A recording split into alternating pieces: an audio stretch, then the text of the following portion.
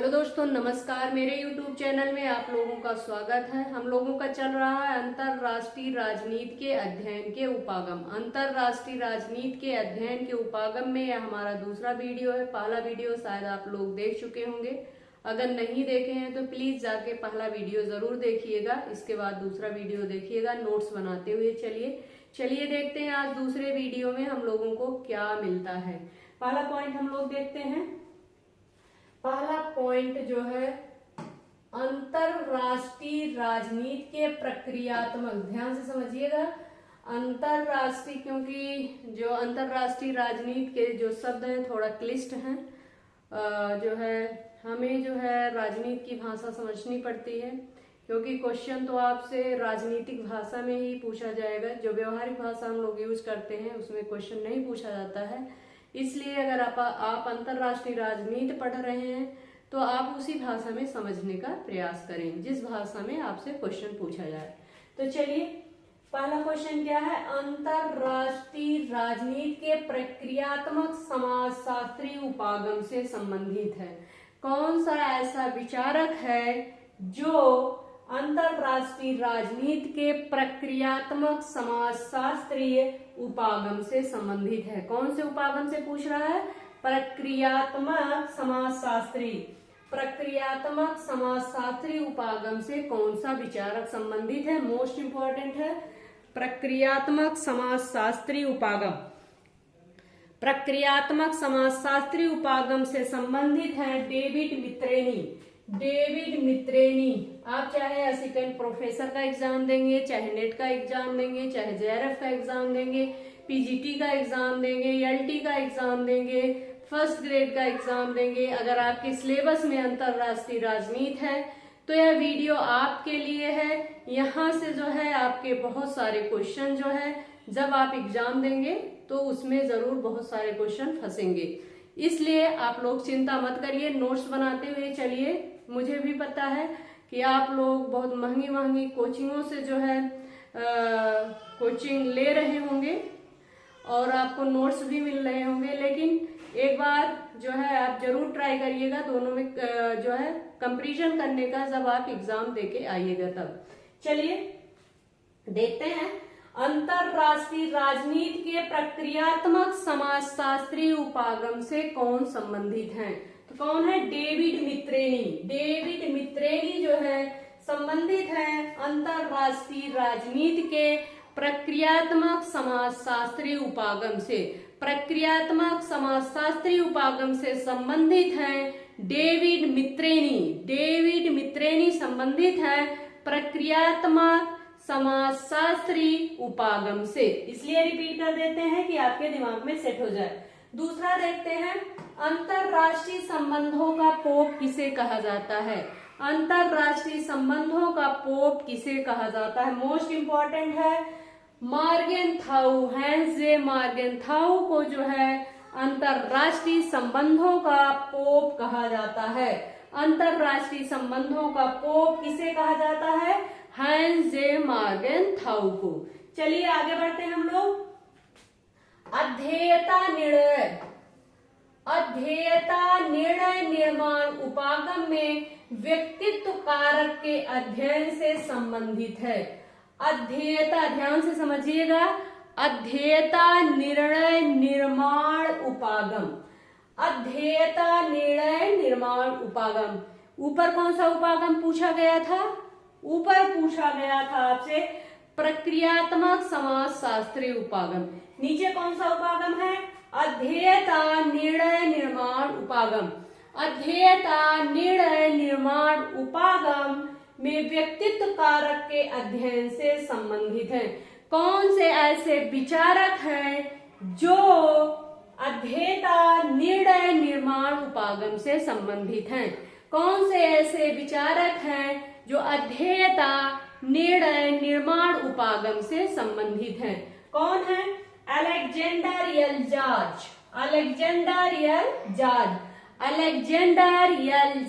जो है अध्येयता निर्णय निर्माण उपागम से संबंधित है। दूसरा विचारक का नाम आता है लेस्टर मिलवर्थ। दूसरा विचारक कौन आता है? लेस्टर मिलवर्थ। तीसरा नाम आता है मार्गेट हर्मन। तीसरा नाम कौन सा आता है? Margaret Hermann. पहला नाम आता है अध्येता निर्णय निर्माण उपागम में आता है अलेक्जेंडर यल जॉर्ज। दूसरा आता है लेस्टर मिलवर्थ। तीसरा आता है मार्गेट हर्मन। तीसरा कौन सा नाम आता है? Margaret Hermann. आप लोग समझ गए होंगे। अध्येता निर्णय निर्माण उपागम में व्यक्तित्व कारक के अध्ययन से संबंधित है। व्यक्तित्व कारक पर ध्यान दीजिएगा आप लोग। व्यक्तित्व कारक अध्येता निर्णय निर्माण में उपागम में व्यक्तित्व कारक के अध्ययन से कौन कौन से विचारक संबंधित है? क्वेश्चन ऐसे ही पूछा जाएगा। अध्येता निर्णय निर्माण उपागम में व्यक्तित्व कारक के अध्ययन से संबंधित है कौन से विचारक हैं? हो सकता है तीनों का नाम दिया जाए, एक का अलग दे दिया जाए। हो सकता है तीनों में से एक का नाम दे दिया जाए, तीन अलग दे दिए जाए। तो आपको तीनों का नाम पता होना चाहिए। Alexander L George, Lester Milbrath, Margaret Hermann. Margaret Hermann आप लोग समझ गए होंगे। आगे बढ़ते हैं। दी स्ट्रेटजी ऑफ कॉन्फ्लिक्ट में खेल सिद्धांत की आलोचना की है। दी स्ट्रेटजी ऑफ कॉन्फ्लिक्ट में खेल सिद्धांत की आलोचना कौन किया है? Thomas ceiling. थॉमस सिलिंग महोदय जो है खेल सिद्धांत में इसकी आलोचना की है। दी स्ट्रेटजी ऑफ कॉन्फ्लिक्ट में खेल सिद्धांत की आलोचना की है थॉमस सिलिंग। चलिए आगे बढ़ते हैं। हमें लगता है शायद पिछले वीडियो में हम इसको पढ़ाए हैं, तो लेकिन एक बार देख लेते हैं, कोई बात नहीं। सौदेबाजी उपागम जो है परंपरागत खेल सिद्धांत का विस्तार है। सौदेबाजी उपागम जो है परंपरागत खेल सिद्धांत का विस्तार है। आगे बढ़ते हैं। साधारण सौदेबाजी और सामरिक सौदेबाजी में अंतर किसने किया है? साधारण सौदेबाजी और सामरिक सौदेबाजी में अंतर कौन किया है? तो RNR यंग ने। किसने किया है? RNR यंग ने किया। आगे बढ़ते हैं हम लोग। RNR यंग ने अंतर किया है। ठीक है, आगे बढ़ते हैं। सूजन स्ट्रेंज के अनुसार प्राथमिक शक्ति संरचनाएं हैं। क्वेश्चन क्या पूछा जा रहा है? विचारक का नाम है सूजन स्ट्रेंज। सूजन आ गई है, जैसे पैर में क्या आ गया? सूजन आ गई है। सूजन स्ट्रेंज के अनुसार प्राथमिक शक्ति संरचनाएं हैं। ध्यान से समझिएगा। प्राथमिक शक्ति संरचनाएं हैं किसके अनुसार पूछा जा रहा है? सूजन स्ट्रेंज के अनुसार। सूजन स्ट्रेंज के अनुसार प्राथमिक शक्ति संरचनाएं कौन कौन सी हैं? पहली संरचना है ज्ञान संरचना। पहली कौन सी है? ज्ञान संरचना। किसके अनुसार? सूजन स्ट्रेंज के अनुसार। सूजन स्ट्रेंज के अनुसार प्राथमिक शक्ति संरचनाएं हैं ज्ञान संरचना। दूसरा जो है वित्तीय संरचना। तीसरा है सुरक्षा संरचना। चौथा है उत्पादन संरचना। पहला कौन सा है? ज्ञान संरचना। दूसरा जो है वित्तीय संरचना। तीसरा जो है सुरक्षा संरचना। चौथा कौन सा है? उत्पादन संरचना। उत्पादन संरचना किसके अनुसार? सूजन स्ट्रेंज के अनुसार प्राथमिक शक्ति संरचनाएं हैं। मोस्ट इंपॉर्टेंट है, टफ है, थोड़ा समझना पड़ेगा आपको। सूजन क्वेश्चन ऐसे पूछा जाएगा। सूजन स्ट्रेंज के अनुसार प्राथमिक शक्ति संरचनाएं कौन सी हैं? हो सकता है एक का नाम दे दिया जाए, 3 गलत, और 3 सही दिया जा सकता है, 1 गलत। तो चारों का नाम आपको पता होना चाहिए। पहला है ज्ञान संरचना, दूसरा वित्तीय संरचना, तीसरा सुरक्षा संरचना, चौथा उत्पादन संरचना। आगे बढ़ते हैं। आप लोग समझ गए होंगे। अंतरराष्ट्रीय संदर्भ में अराजकता की संस्कृति का विचार प्रस्तुत किया है। किसने प्रस्तुत किया है? अंतरराष्ट्रीय संदर्भ में। ध्यान से समझिएगा। अंतरराष्ट्रीय संदर्भ में किस पे ध्यान देना है आप लोग को? अराजकता की संस्कृति। अराजकता की संस्कृति का विचार किसने दिया है? अराजकता की संस्कृति का विचार। क्वेश्चन क्या है? अराजकता की संस्कृति का विचार किसने दिया है अंतरराष्ट्रीय संबंध में? तो किसने दिया है? Alexander Wendt. Alexander Wendt. Alexander Wendt ने जो है अराजकता की संस्कृति का विचार दिया है। अलेक्जेंडर वेंड ने अंतरराष्ट्रीय संबंध में अराजकता की संस्कृति का विचार प्रस्तुत किया है। आप लोग समझ गए होंगे, आगे बढ़ते हैं। Experience and hitter modes, Michael Oxford किसकी पुस्तक है? क्वेश्चन क्या है? पहली पुस्तक का नाम है experience and its modes. Experience and its modes किसकी पुस्तक का नाम है? Michael Oxford. माइकल ऑक्सफोर्ड की पुस्तक का नाम है experience and its modes. Experience and its modes, experience and its modes Michael Oakeshott की पुस्तक का नाम है। New science of politics, new science of politics किसकी पुस्तक का नाम है? New science of politics. New science of politics की पुस्तक है एरिक बोगेलिन। एरिक बोगेलिन की पुस्तक का नाम है न्यू साइंस ऑफ पॉलिटिक्स। आगे बढ़ते हैं।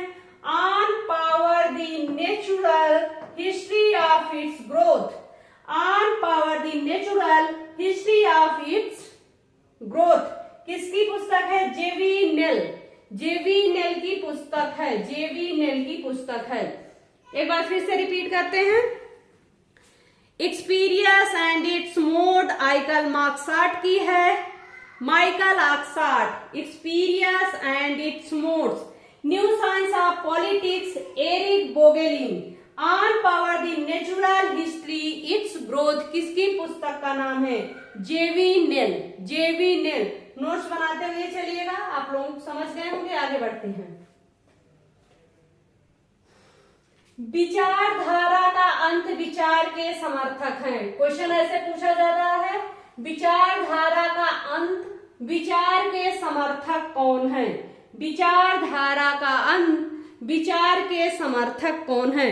विचारधारा का अंत विचार के समर्थक कौन है? Daniel Bell, Seymour, Martin Lipset. दो नाम आता है। विचारधारा का अंत विचार के समर्थक हैं Daniel Bell, Seymour, Martin Lipset. Seymour, Martin Lipset. Daniel Bell विचारधारा का अंत विचार के समर्थक हैं Daniel Bell, Seymour, Martin Lipset. Seymour, Martin Lipset समझ गए होंगे आप लोग। Daniel Bell, Seymour, Martin Lipset जो है विचारक हैं, जो विचारधारा का अंत विचार के समर्थक हैं। आगे बढ़ते हैं हम लोग। एरिक बोगलिन एक विचारक हैं। एरिक बोगलिन ने राजनीति में बढ़ते हुए गूढ़ ज्ञानवाद के प्रभाव की आलोचना की है।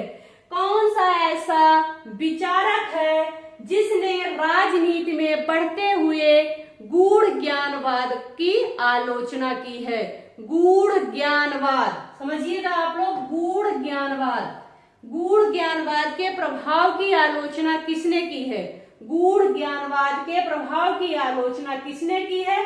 तो एरिक बोगलिन महोदय ने जो है राजनीति में बढ़ते हुए गूढ़ ज्ञानवाद की आलोचना की है।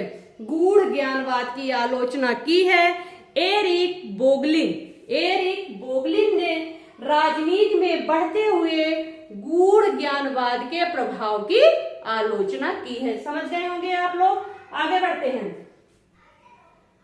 मार्टन कपलान ने जो है पारस्परिक परमाणु प्रतिरोध, ध्यान से समझिएगा। मार्टन कपलान ने पारस्परिक परमाणु प्रतिरोध।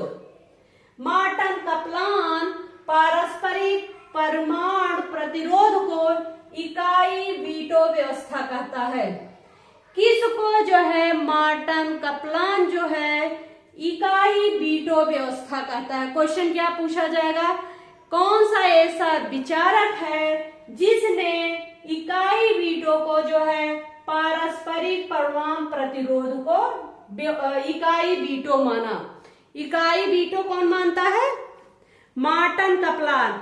मार्टन कपलान ने जो है पारस्परिक परमाणु प्रतिरोध को इकाई वीटो व्यवस्था कहता है। पारस्परिक परमाणु प्रतिरोध को इकाई वीटो व्यवस्था किसने कहा? तो किसने कहा? मार्टन कपलान ने। किसने कहा? मार्टन कपलान ने।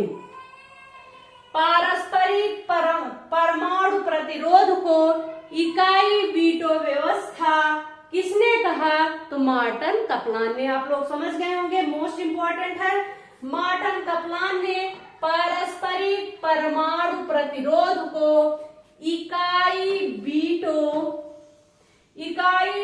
व्यवस्था कहा। इकाई वीटो व्यवस्था किससे संबंधित है? मार्टन कपलान से। इकाई वीटो व्यवस्था किससे संबंधित है? मार्टन कपलान ने। मार्टन कपलान ने इकाई वीटो व्यवस्था किसको बोला? पारस्परिक परमाणु प्रतिरोध। पारस्परिक परमाणु प्रतिरोध को क्या बोला? इकाई वीटो व्यवस्था बोला। आप लोग समझ गए होंगे। आगे बढ़ते हैं। यथार्थवादी सिद्धांत की मूल मान्यताएं क्या है? यथार्थवादी सिद्धांत की मूल मान्यताएं क्या है? क्या है? अनुभव परक। यथार्थवादी सिद्धांत की मूल मान्यताएं क्या है? अनुभव परक। दूसरा जो है सुरक्षा व शक्ति तत्वों में छिपे हितों का अध्ययन। तीसरा जो है राष्ट्रीय हित सर्वोच्च है। यथार्थवादी सिद्धांत की मूल मान्यताएं हैं अनुभव परक, दूसरा है सुरक्षा व शक्ति तत्वों में छिपे हितों का अध्ययन। किसके छिपे हितों का अध्ययन? सुरक्षा व शक्ति तत्वों में छिपे हुए हितों का अध्ययन। और तीसरा है राष्ट्रीय हित सर्वोच्च। राष्ट्रीय हित सर्वोच्च अगर आ गया तो किससे संबंधित है? यथार्थवाद से संबंधित है। यथार्थवाद से संबंधित है। आगे बढ़ते हैं हम लोग। यहां तक आप लोग समझ गए होंगे। चलिए, साम्राज्यवाद के आर्थिक सिद्धांतों में ध्यान से समझिएगा। साम्राज्यवाद के आर्थिक सिद्धांतों में, साम्राज्यवाद के आर्थिक सिद्धांतों में दानवीय सिद्धांत देने वाले विचारक का नाम क्या है? साम्राज्यवाद के आर्थिक सिद्धांतों में दानवीय सिद्धांत देने वाले विचारक कौन से हैं? क्या नाम है विचारक का? Charles A वियार्ड।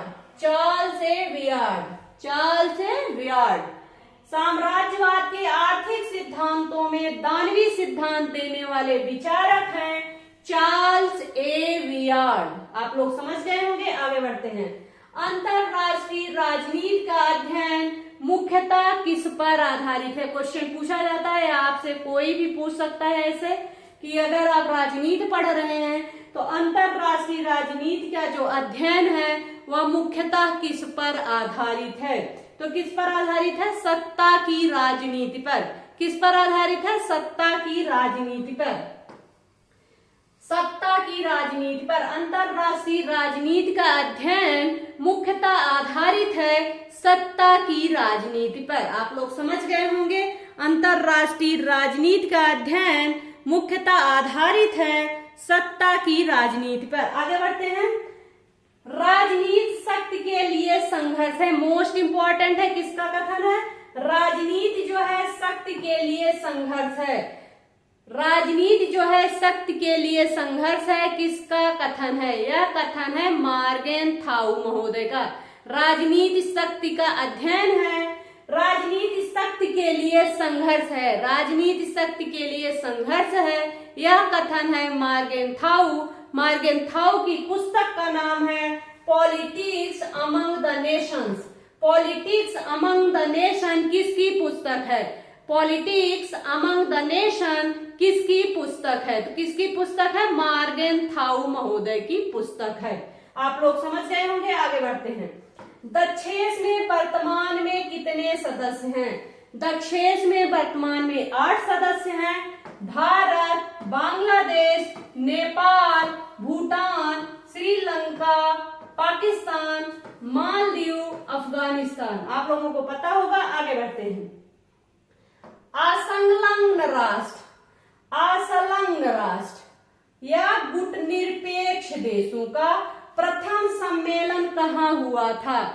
गुटनिरपेक्ष देशों का प्रथम सम्मेलन कहाँ हुआ था? कहाँ हुआ था? बेलग्रेड में 1961 में यूगोस्लाविया की राजधानी, यूगोस्लाविया की राजधानी बेलग्रेड में 1961 ईस्वी में हुआ था। राष्ट्रपति जो है टीटो के सुझाव से आमंत्रित किया गया था।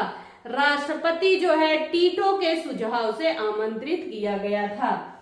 गुटनिरपेक्ष या असंलग्न राष्ट्रों का, असंलग्न भी दिया जा सकता है, राष्ट्रों का प्रथम सम्मेलन हुआ था बेलग्रेड 1961 में यूगोस्लाविया की राजधानी में। वहां के राष्ट्रपति जो है टीटो के सुझाव से आमंत्रित किया गया था। आगे बढ़ते हैं, यहां तक आप लोग समझ गए होंगे। चलिए कुछ सिद्धांत है उसको देख लेते हैं। मार्गेनथाउ ने किस सिद्धांत का प्रतिपादन किया था? मोस्ट इंपॉर्टेंट, मार्गेनथाउ यथार्थवादी सिद्धांत। मार्गेनथाउ से कौन सा सिद्धांत संबंधित है? यथार्थवादी सिद्धांत संबंधित है। वार्नाड क्रिहन से कौन सा सिद्धांत संबंधित है? वार्डान क्रिहन से संबंधित है तंत्र सिद्धांत। तंत्र सिद्धांत जो है वार्नाड क्रिहन से संबंधित है। वार्नाड क्रिहन से संबंधित है तंत्र सिद्धांत। मार्गेनथाउ से संबंधित है यथार्थवादी सिद्धांत। आप लोग समझ गए होंगे। आगे बढ़ते हैं। मार्टन केप्लान निर्णयन उपागम। मार्टन केप्लान निर्णयन उपागम। इमाइयल वर्ड खेल सिद्धांत। इमाइयल वर्ड जो है एक विचारक है, उनसे जो है खेल सिद्धांत संबंधित है। इमाइयल वर्ड खेल सिद्धांत। मार्गेनथाउ से जो है यथार्थवादी सिद्धांत। वार्डन क्रिहन से तंत्र सिद्धांत। मार्टन केप्लान से निर्णयन उपागम। इमाइल वर्ड से जो है खेल सिद्धांत संबंधित है। अवधारणाएं और प्रस्तावक देख लेते हैं। अवधारणाएं और प्रस्तावक। मृदुराज अवधारणा संबंधित है मृदुराज जो अवधारणा संबंधित है किससे? गुन्नार मिर्डल किससे संबंधित है? गुन्नार मिर्डल से संबंधित है मृदुराज अवधारणा। आगे बढ़ते हैं। संचार अवधारणा जो है किस विचारक से संबंधित है? संचार अवधारणा कार्ल ड्यूइस से संबंधित है। कौन सी विचारधारा? संचार की विचारधारा। नागरिक संस्कृति सिडनी वर्षा से संबंधित है नागरिक संस्कृति। सिडनी वर्षा से संबंधित है नागरिक संस्कृति। व्यवहारवाद संबंधित है हेंजू